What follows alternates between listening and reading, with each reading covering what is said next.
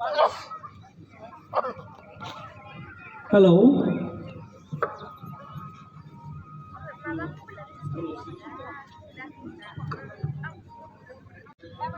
रंजालि बैसागु फालिथाय हाबाफारि बे हाबाफारिजों सोमोन्दो लाखिनानै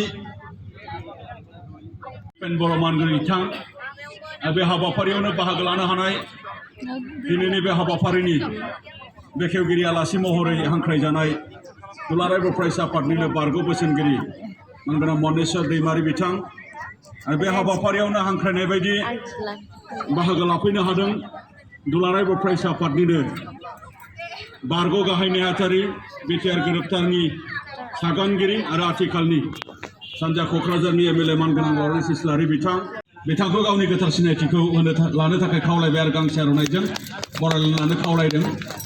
गोजोननाय थाबाय आरो बे समाव हांख्रायनाय बायदि नुजाफैनो हानाय दुलाराय बर' फरायसा आफादनि बारग' गाहाय नेहाथारि आथिखालनि एमएलए मुस्रि लरेन्स इस्लारि बिथांखौबो गावनि गोथार सिनायथिखौ लानो बे समाव खावलायदों आरो गांसे आर'नाइजों बिथांखौ बरायलायनानै लानो थाखाय आङो खावलायबाय। नोंथांमोननि सिगाङाव आं सिनायथि होनो सिगां बावदों जे बिटिआरनिनो मानगोनां इएम मुस्रि रेवरेवा नार्जारि बिथांखौबो गावनि गोथार सिनायथिखौ लानो आङो खावलायबाय।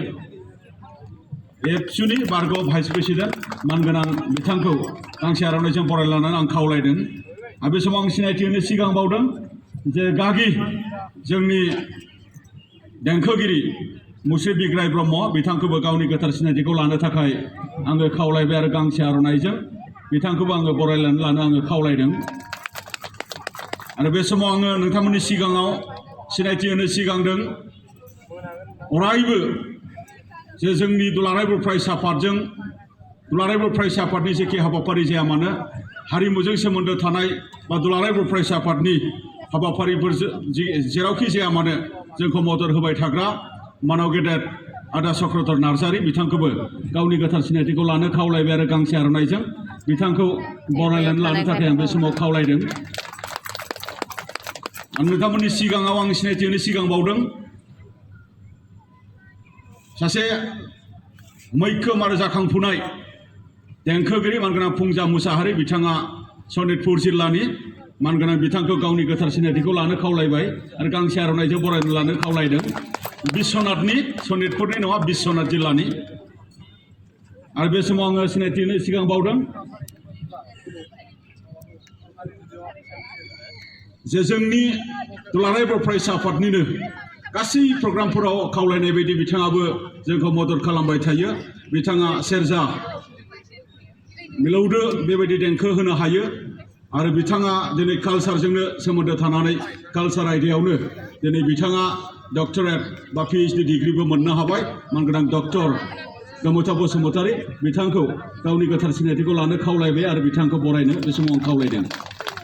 आं सिनायथि होनो सिगां बावदों दुलाराय बर' फरायसा आफादा देंखो मोसे नै थाम मेथाइ खननाय बेबायदि हाबाफारि जोङो खुंनाय जायो आरो बे हाबाफारिनिनो 2021 जे हाबाफारिया गफुर हालामाव माने खुंफुंजादोंमोन आरो बै जुथुम्मानि गेजेरजों खुंफुंनाय देंखो मोसे नै थाम हाबाफारियावनो देरहासार बैसागुखौ गोबां मोजाङैनो जों खुंफुंबोबाय थादों। लोगोसे दिनै जि बैसागुखौ फालिदों दिनैनि जि रंजालि बैसागु फालिनाया एसे साबसिननिफ्राय हामसिन जादों। मानो होननानै बुङोब्ला आगुआव जोङो बेबायदि मोनाबिलि हारिमुखौ लाफेराखैमोन।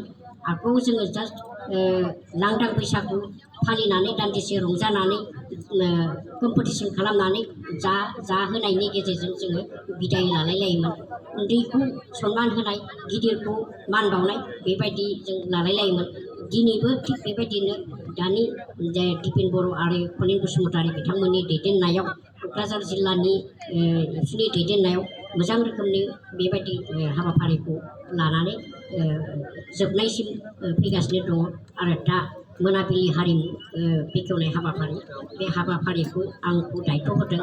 आं बिथांमोनखौ रोजा रोजा साबायखर जासिदों जे गोबां हारिमुनि बिथिं जेबो मिथियाब्लाबो नाथायब्ला एबसुजों सोमोन्दो थानानै बे लांदां बैसागुखौ आंनो बांसिन दायथ' लानानै खामानि मावबोदोंमोन।